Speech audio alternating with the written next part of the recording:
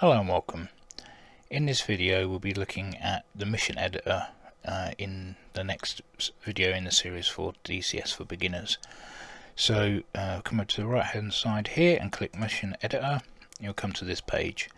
You can either create a new mission or you can open a mission if you've got missions already in the folder, or if you've downloaded any and you want to edit them. But as I say, this is for the beginners, so we'll go for create new mission. That will bring you up to the coalition selection. Now you can either clean the coalitions so they're all neutral and then choose your red 4 and blue 4 as you see fit. You've got custom, which is basically the default, modern, which changes that ever so slightly, and then World War II, which changes it quite a bit, as we have Yugoslavia, USSR, and things like Third Reich and Italian Social Republic. So change that quite a bit actually. But as is, I'm going to keep this as default, so we go to custom, and over here on the left hand side you can choose which map it's on. And as this is basically vanilla setting, we've only have the Caucasus and Marianas maps that come with the game. I'm going to go with the Caucasus, as this is the one that everybody knows and everybody seems to favour. So we'll click OK. Right, so we're now on the map, and if we zoom right out, you can see we've got the whole of the Black Sea region, we've got the Sea of Azov, we have Crimea, Russia, Ukraine, bits of Bulgaria and Romania, and then down here we've got Turkey. When this game was originally SU-27 Flanker, the map was solely in the Crimea region. When it became lock-on modern combat, it shifted over slightly, and then when it became DCS it shifted into the Georgia-Russia region. I'm guessing to do with the military climate at the time, make it more relevant. Now we can manipulate this map to make it easier for us to see things or to plot things as we see fit. At the moment we're in the alternate map. We can click satellite, and this will bring us basically into the in-game view, the top down. So yeah, as you would see it in game. And then we have a proper map view. As you can see, we've only got it for a certain portion of it. I like to use satellite, but I'll keep it in alternate for now, just so because it's easier to see what I'm going to do. This will change anything that you have selected in the map. You can have it so that the models are shown. If you're zoomed right in, you can click that to turn them off. This one is the historical list of units for anything that you are using. These bits here, obviously your latitudinal and longitudinal coordinates plus altitude of where your pointer is at the time. So as you can see, as we're going over the mountains, it changes. Name of the mission that we're in, which we've not saved it yet, so it's just new mission.ms. Then it's just default, leave that as it is. This is your exit to go out back into the main menu. We'll come up, we can draw lines, so if we are wanting to measure how many nautical miles from one place to another, you can do that by just clicking it down and holding it. As you can see, that line is 202 nautical miles, and also tells you what bearing you're at. So as you can see, I'm at 198 degrees, 186. So yeah, it's got the compass bearing on that as well. Click that to come back out of it. Draw will give you things that you can add to the map if you're wanting to, I don't know, I suppose set things up for line of aggression, or whatever you want to call it, and line of contention, things like that, where the front line is. You can add all these drawings to the map, and that should save anything. So if you're sharing it, so say like you've got a squadron, you can add little bits and pieces and labels and whatever, and then that can be shared amongst your squadron mates, and they'll be able to see what you're talking about. I'm not going to get into detail on that section at the moment, but that's what draw is. Key. Now this will deal with the layout of the map, which is pretty obvious. So you can select whether to just show blue units, neutrals, or reds. You can hide blue, red, neutral units. This is the one, well, these are the ones that are of interest. You can take the airfields away, buildings away, drawings like I just explained about, power lines, forests, names of towns or villages, the geographical grid, which is the black grid that was on there. Then we've got MGRS grid, which is the military grid reference system, and this is the geocoordinate standard that is used by NATO to locate points on the Earth. So get rid of the geographical grid. As you can see, each big square has its own unique set of letters. So say we are dealing with FG, because it's quite close to the coast of Georgia. So if we zoom into FG, you'll see as soon as we get to a certain point it will break into other sections. So we have FG, that's where the EG-FG crosses the line. So FG starts there and it stops just over here.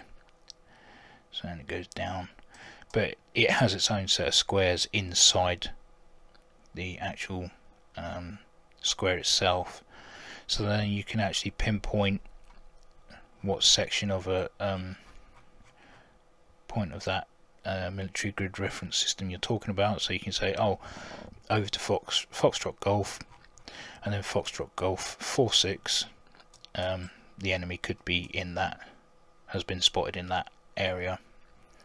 You can make your way to that part of the grid and do your reconnaissance, and then you can obviously report back or attack. So that's the military grid reference system. So we go back into key and put the geographic back on. Parkings, railways, rivers, roads, towns, and obviously the objects that you lay down. That's taking all the nav data away, and bullseyes. So all the NDBs, VORs, and these bullseyes. Bullseyes are a certain point in space that each military would know about and would have discussed in the briefing. You would have a certain point of which would be called out by the E3 or the A50, depending on which side you're on, and it will tell you can get a look at the picture, the whole picture that's going on, and that will give you it in bullseye call outs. So not where you are particularly in the grand scheme of things, but in the briefed bullseye point it will tell you. So say if we are, say we're floating around over here and we want a picture of what's going on, the E3 will give a call out of a bearing range and altitude. So I don't know, 355 for 40, and then the altitude at I don't know, flight level 040. So then you would work that out from where you are. You would work out 355 for 40. I know this isn't 40 miles, but work out 355 for 40 at 4,000 feet, and then you'd have to work out where you are. Draw a line in that direction from where you are, and then you need to calculate the direction and everything from your point, which can be quite complicated because I've just confused myself. But yeah, so E3 callouts you can get from where you are anyway. Bullseye, I've never really used the bullseyes, but if you were to join a squadron and they're pretty tight about everything, then the bullseye would be used, and you'd have to learn how to use that. And in my mind, that is quite, as I say, I've confused myself just there. So 345 for 40, Angels 040, and then you've got to calculate from where you are to the bullseye, and then from the bullseye the readouts that you've just been given, and then you've got to work out from that point where you are to work out the right direction. I'm sure someone's going to rip me apart in the comments for this, but sorry, like I say, I don't really use the bullseye, but that's from I gather that's what you're meant to do. So from the keys, this will remove group or object. This will bring up your unit list, of which we have nothing at the moment, so I can't really show you that at the moment. But as we've finished this section, we'll work from the top down now, because then it makes these bits more relevant when we get to it. We're going to zoom in on, let's have a look, Cobaleti. Use Cobaleti. Okay, so zoom in until we get our parking spots. Click on Cobaleti, make it blue. So now it's our airfield.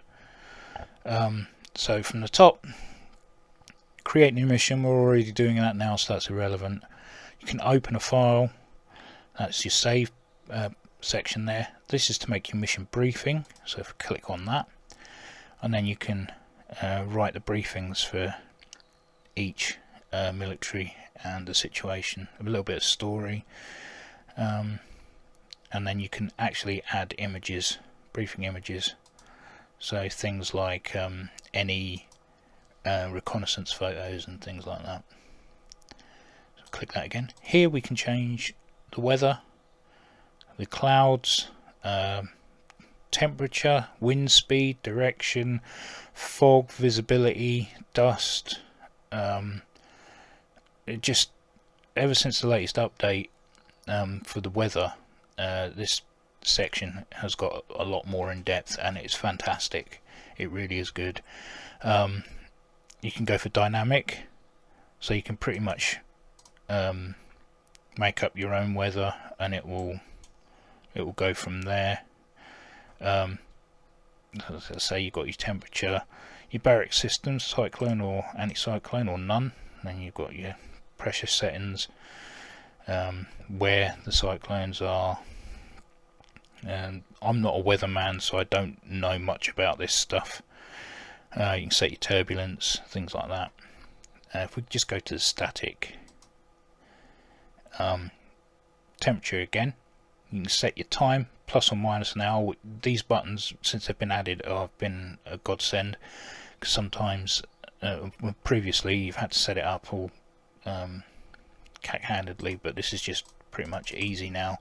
So we can set that to afternoon, 1 o'clock in the afternoon, 21st of June. It's bound to be lovely weather.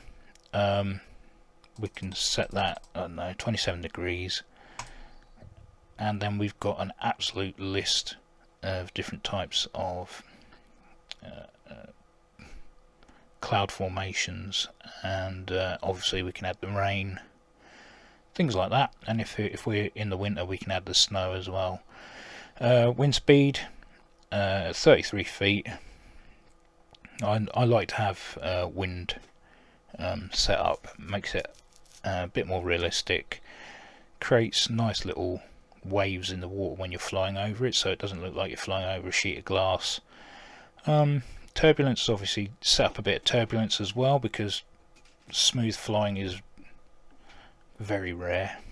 Like I say, you can set your direction, so you can have it as a westerly wind at about 14 knots. Then that will set the wind speed, obviously the same direction at 1,600 feet.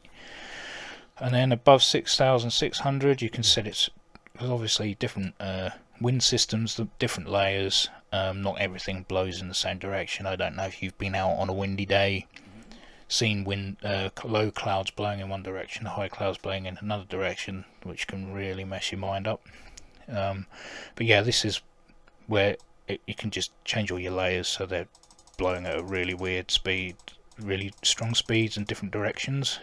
So, and not everything, just because it's getting higher doesn't mean it's actually necessarily getting faster. The winds, unless of course you're using the jet stream where there's a constant stream heading westward.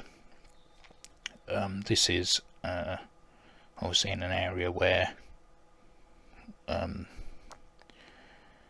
wind systems and that are a bit different, but you can have overcast, broken, and these are all really good defaults, or you can just have nothing and have a blue sky, but that's pretty much boring. So yeah, go for, I don't know, let's go for overcast 3, click OK.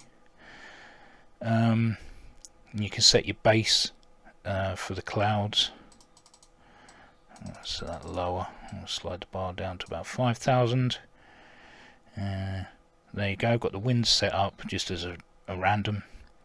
I can change my visibility, so change fog, click fog and change visibility, how thick that fog is. You can have dust or smoke if, say, you're out in the desert. Obviously you get sandstorms and things like that. You change your visibility there as well. But we'll leave that as it is, well, how I've just done it. This is the rules for the trigger. Now, I'm not going to get into this now, this isn't for another video, but you can set trigger points for units to appear out of, well, I say appear out of nowhere, but if you get to certain parts of the map you can trigger it so that ground units can start firing on things, or aircraft can come and intercept you and things like that. So they're very useful, obviously a major part of the mission editor.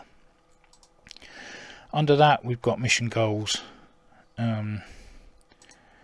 Obviously you can set this up for different things. I've never used mission goals.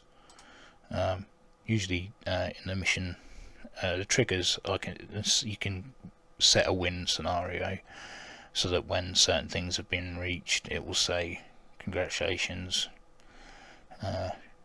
mission success and all that. This is Battlefield Commander.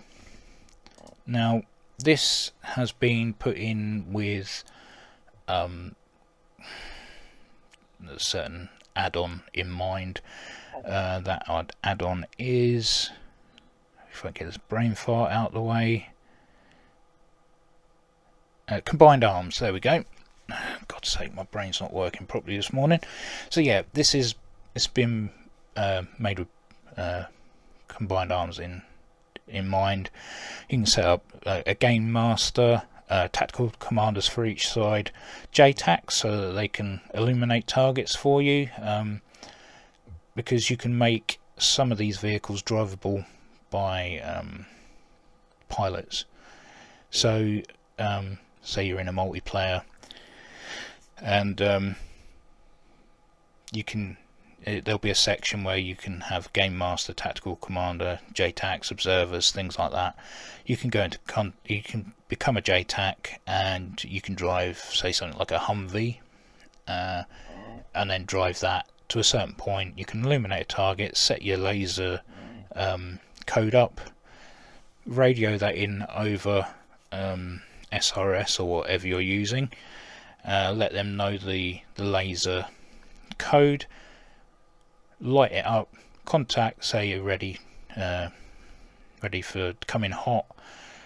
They can come in with their laser guided ordnance if they don't have a designating pod, and then that as long as the laser code has been set up on the laser guided weapons, that will then track the laser that you fire to the target. So yeah, if you've got combined arms, this is for you.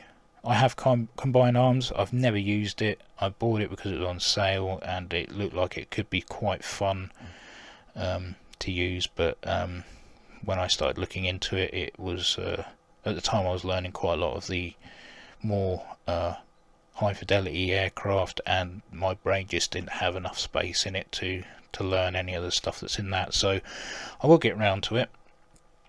I wouldn't mind controlling a SAM system, or being a JTAC or something like that. Be quite fun. But yeah, this just changed the dynamic basically. So it just goes from just flying aircraft to, oh, we now have ground units, and then these commanders can actually tell units where to go and stuff like that. So yeah, this is a good one to have it in, but again, it's with combined arms really in mind. You can't really do anything unless you have combined arms. This is your mission options. You may have already set up this sort of stuff in your options already, but this will be for this sole mission in mind, so you can change all your so you can have wake turbulence, easy communications, unlimited fuel. If you don't want to die, you can be immortal, things like that. If for some reason you wanted to add another country to your coalition, you can do that by clicking that button and it will bring this back up again. So we can add Brazil to Red 4. Not sure why that would be the case, but yeah, you could do that. We can go back to neutral. Okay, and then we come on to our main section here. So the first one we've got is airplane group, and I'll just show you the this menu. Obviously it comes with any of the units that you choose there.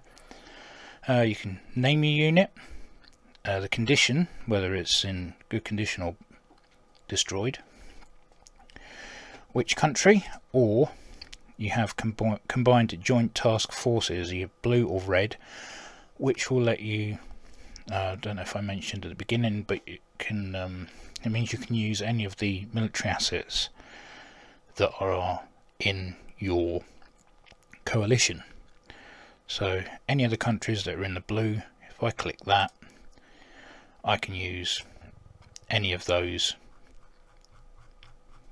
that are in the list. Whereas if I am just USA, I just get the standard stuff that the USA has. Here you can set which sort of task the aircraft will be doing. So transport, if you've got any, if you're choosing a big aircraft; refueling if you've got a tanker; suppression of enemy air defences if you're using a fighter bomber with harms or whatever; pinpoint strike if you're using laser guided weapons; ground attack if you just want to bomb; fighter sweep, pretty much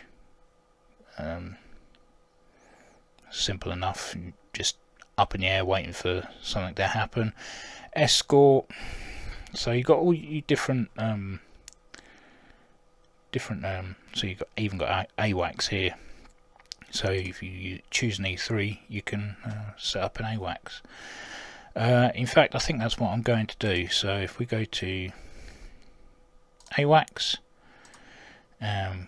scroll up to E3A, there we go, and we can choose the skill. We can have it random. If you're using an aircraft that can be piloted, then you can change that to client, and then when you place the aircraft when you go in the mission, you'll be able to get into that aircraft. It will show up on the list. Whereas if you're using something like an E3, which you can't use because it's not highlighted in yellow, client won't really do anything. So you can change your skill level to what you want. You can name your pilot, tail code, radio frequencies and things like that. You can have it on the map but hidden on the planner, so that when you go into the mission for mission planning, that won't show up. Hidden on MFD, I'm not sure what this one is actually. I've never used that. If anyone knows, let me know. Late activation, so basically if you want it to come in at a later point in the mission, you can. And then obviously we can place it. So we're over Cobility. Hold on, what's happened here? Go back. So we want E3. Going to choose veteran. Actually, no, I choose ace. I'm not going to bother naming any or numbering any of it. And place it on the map. Now, AWACS will show as a W. If I zoom right in, as I say, we've got our models shown, so it will show the model. Now, things change slightly. So now we can change the call sign. We've got the call signs for AWACS. So we've got Overlord, Magic, Wizard, Focus, Dark Star. Depending on how many of them you have in the group, you can change the numbering. You can have it so it's Game Master only. As you can see, that's just been added. So now we come down to this section here. Now this will actually make the aircraft do what you tell it to do. Whether it's a flyover point, turning point, it can be taken off from a runway, take off from ramp, so basically a cold start, take off from parking hot, which would basically be at the parking but all ready to go, or landing. You can set up what altitude it's at, speed, and if you want to change it into Mach, then you can change that there. Just a note, you can have that at the moment is 430 knots ground speed. I've not been able to untick that, so what is shown here will not be the same speed as what you'll be flying slightly faster than this in game. Don't take that as literal. If you want things to go a bit slower, obviously slow it down slightly, but it will be, once you're up in the air, it'll be slightly faster than what is shown here. Start point, or what time, you can fix a time for it to take off or join the mission. You can add a waypoint, so now that will fly from there to there at this altitude, at this speed, at this time, and that's how long it will take to get from waypoint where it is now starting point to waypoint 1. Will take it just under a minute, I guess. We can edit that at any point by clicking that, and we can also delete the waypoint. Also, we can go into the advanced. It's already set up as an AWACS, but we can add extra things like if we click on that, if I set altitude of 12,000, fly over point, and if we have it going here to here, and if I go back to the start one, add, perform a task, now we can set up an orbit. And what this will do is it will set an orbit between these two, and it will keep flying that continuously until I set for it to return to base on bingo fuel, things like that. You can, or it will do it automatically. So we set a racetrack, 232 knots. No, we want to speed that up slightly, so 450, 12,000 feet. There we go. that AWACS will now do a racetrack pattern at 12,000 feet just above Kobaleti. So under that, just actually before we go on to the next one, we can actually look at our AWACS. I've downloaded some extra skins for it. It will usually come with just NATO or United States Air Force standard, but I've also added some extra NATO skins for reasons, just because I like that skin on it. Okay, so yeah, you can change your payloads and things here if you're using a fighter aircraft. Let's just quickly change this to, say, an F-117. You can change the payloads, so now that'll carry 2 GBU-10s, GBU-12s or GBU-27s. And as you can see, it's slightly overweight, so you can adjust bits and pieces here, so you can take the fuel down, things like that. If we go to a more fighter aspect, if we change that to a Reapers, as you can see, these are configurations that are already in for this mission, which is Combat Air Patrol. So we click that, and now that's ready to go. And now that'll do racetrack patterns with that armament. You can change your fuel, as I say, you can change your chaff, flare, how much ammo is in the gun, all that good stuff. And you can also add to the units as well.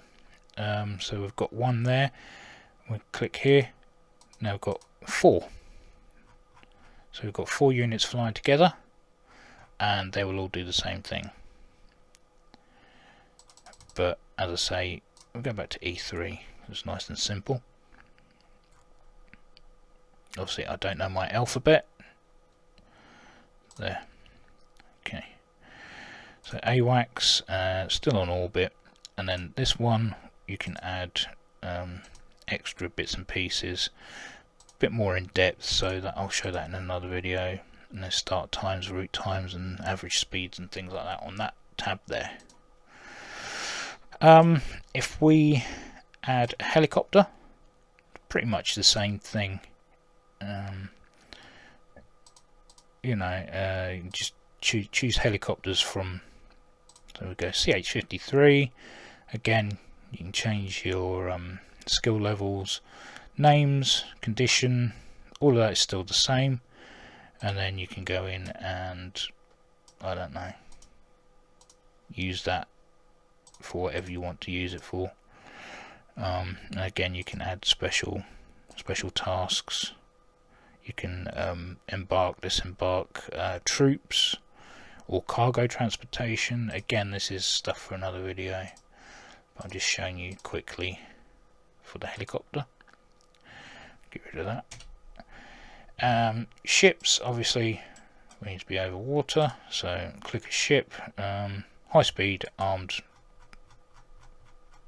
patrol boat. You can change what direction it's heading in.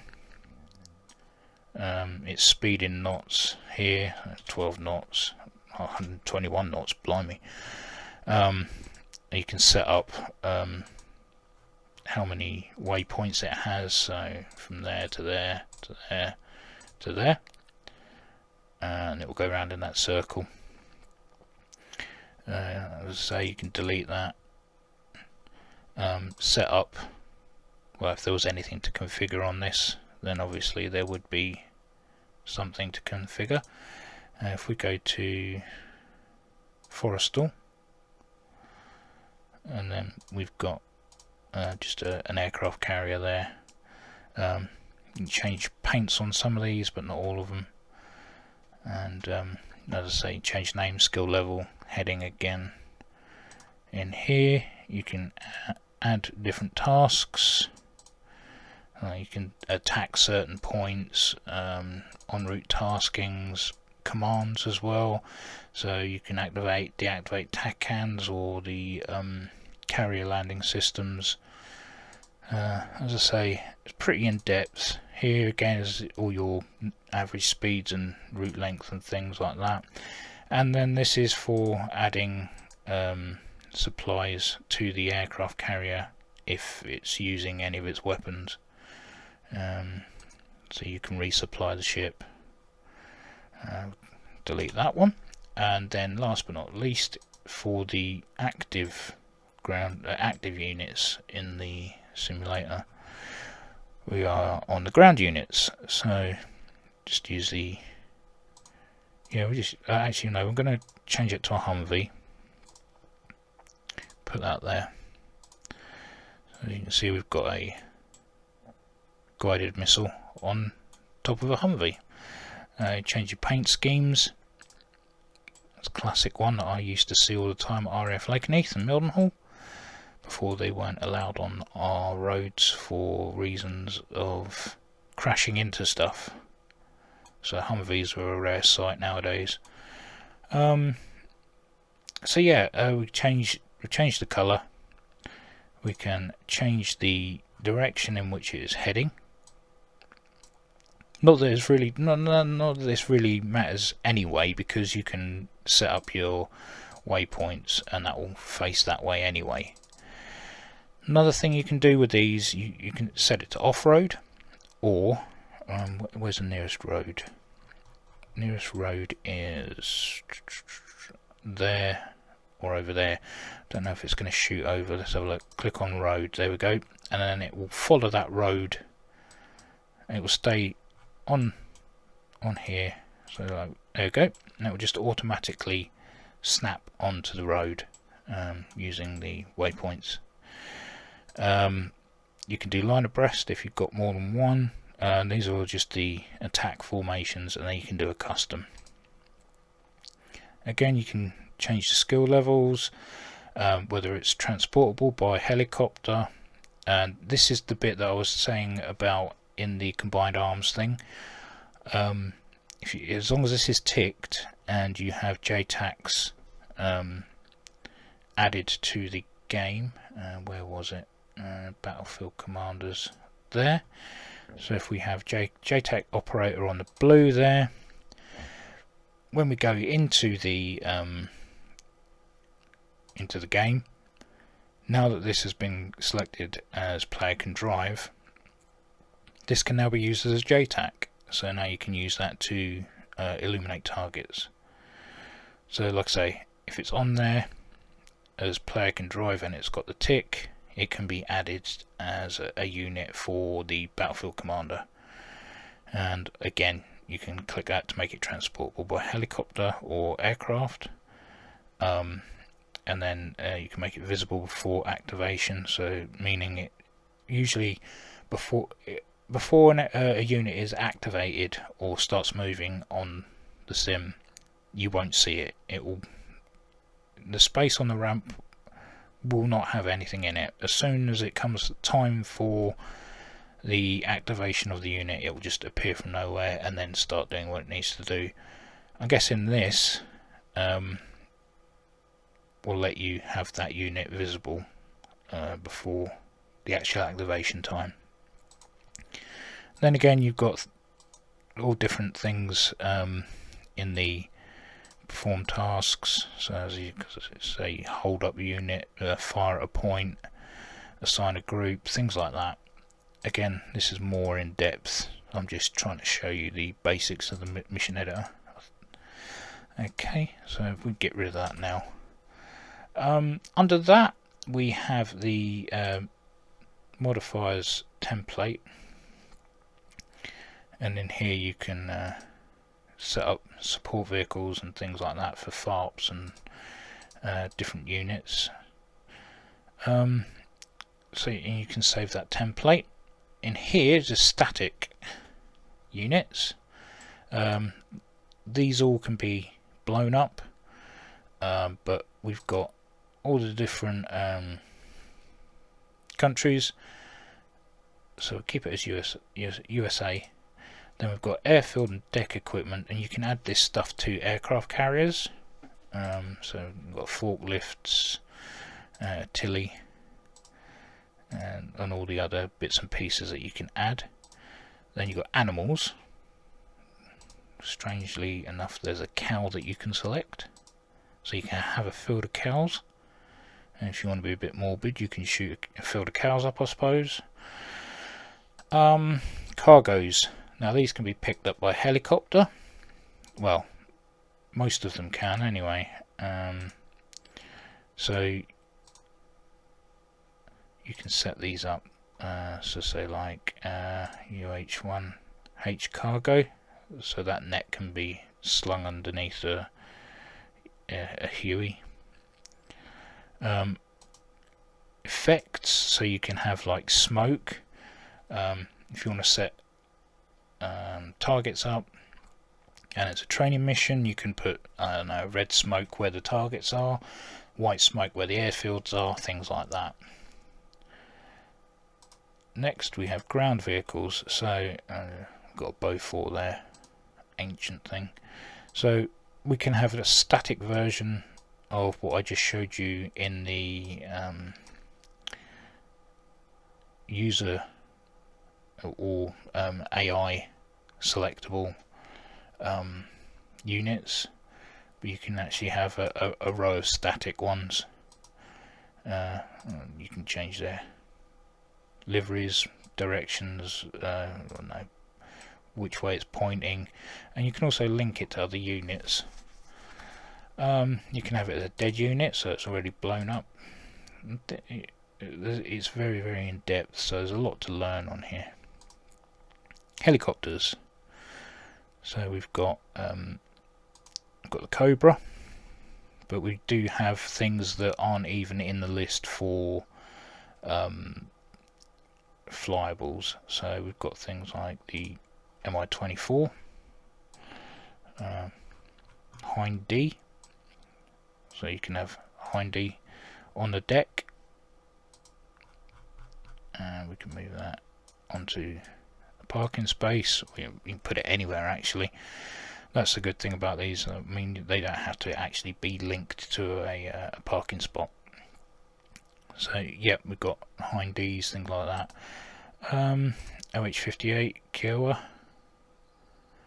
and you can name the units as well, just so that you don't get any confusion. It depends how big your mission is. And after helicopters we have heliports, so we can actually set up a big heliport and different call signs for that heliport,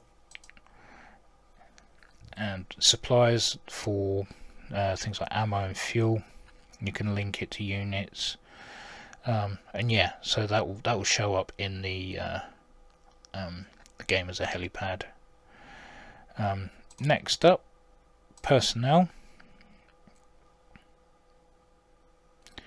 Now we've got deck personnel here, and we can change usually change the colour of what they're wearing. In this case it doesn't seem to be. Oh, there we go. So yeah, we can add these also to carriers to make it look a bit more realistic, so that we've actually got we've got people on the carrier, and it's not just a dead ship. And then under that we've got planes, and the list of planes is quite big depending on what country you are. And then under planes we've got sea shelf objects, of which we can't place on ground like it's just told me, so we're just going to delete that. I'll come back over to the coast again, go back to static objects. Okay, so we're going to go to sea shelf objects. So we have things like oil rigs. So now we've got an oil rig that we can land on, and we can use that as a mission objective or whatever. Gas platform or proper oil rig. As you can see, it's changed slightly there. After that we have ships. Again, quite a long list of them. We've got tankers, this one being considerably large, the Seawise Giant. after ships we've got structures, and we're drowning a load of airshow crowd there. So you can set an airfield up to look like it's having an air show, or we've got things like portable beacons or TACANs, bunkers, things like that, farm, garages. So there's lots of actual structures, and they too can be blown up. And then after that we've got warehouses. So here we have at the moment an ammunition depot. Again, we've got tanks of various descriptions, and then a warehouse. So I think that's it for static objects. After that we've got initial point. Initial point will be where a point where you turn in onto the target. It will be assessed as the safest point of ingress to the actual target. It will take into account air defences, things like that, and yeah, so that'll be your initial point, and that can be added as a waypoint for you to do your mission. And obviously you can change the names. Got plenty of names there. You can have it as terminal, approach, high. You can have 3D or 2D computed or entered, and you can change the angle as well. So yeah, you can have initial points set up, and then you've got bullseye, which already the bullseye is over, well, just over potty, but you can change where the bullseye is. Again, like I said, you can have it set up any way you like. It's a point in space that everything's basically calculated from, and if you ask the AWACS for a picture of what's going on, it will be from the bullseye, it won't be from where you are. So if it gives you coordinates to I don't know, a fighter coming in from, as I said, like let's use the same bearing of 355 at 40, so 40 miles away at 355 on the bearing, and then there's at 4,000 feet, it will be from the bullseye, not your point. So if you try and do that from where you are, you'll get lost. So you can set up the bullseye from pretty much where you like if you're using a bullseye in the mission. As I say, I've never had to use the bullseye. I'm guessing I should really learn, but like I showed you earlier, it completely confused me just talking about it. But yeah, you can set your bullseye up there. You create trigger zones. Again, I'm not going to get into that now because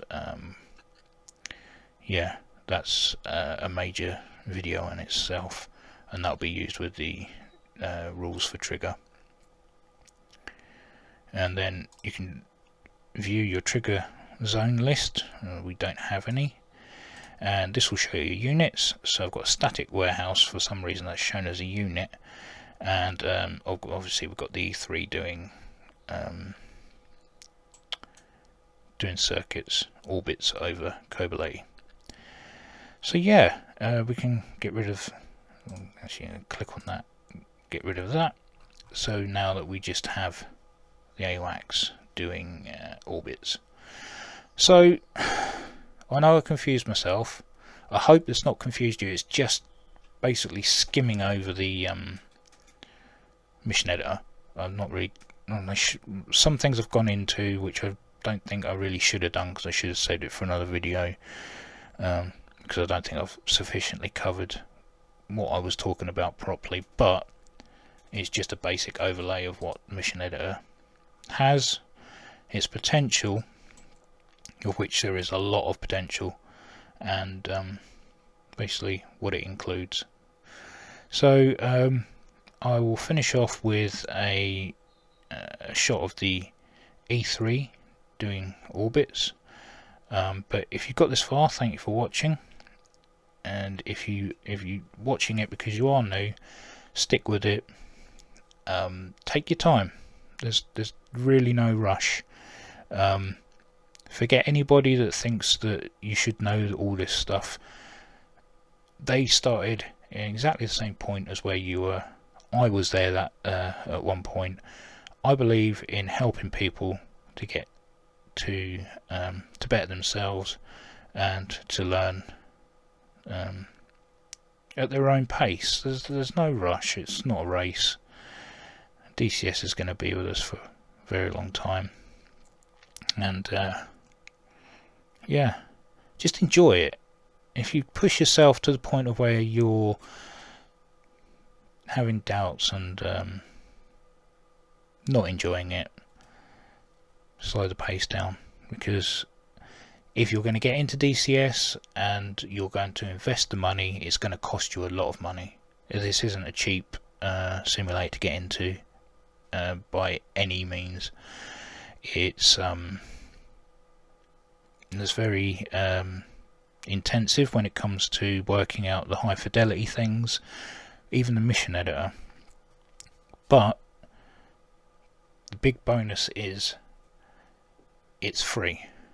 You're getting 2 maps, you're getting 2 aircraft, one high fidelity, one not, one has weapons, one doesn't, and you've got a whole mission editor that's not restricted, and this is all free. So take your time. As I say, this is something to be enjoyed. It's not real life. You know, it's not the end of the world if you can't work around something. Ask questions. You may get shot down by some idiots out there who think you should know what you're doing and whatever, blah blah blah. But you'll find there's some really nice people in the community that are willing to help, and yeah, just stick with it. So yeah, I've waffled on for a bit too long there. Yeah, so as I say, if you've got this far, thank you for watching, and I'll catch you in the next one. Take care.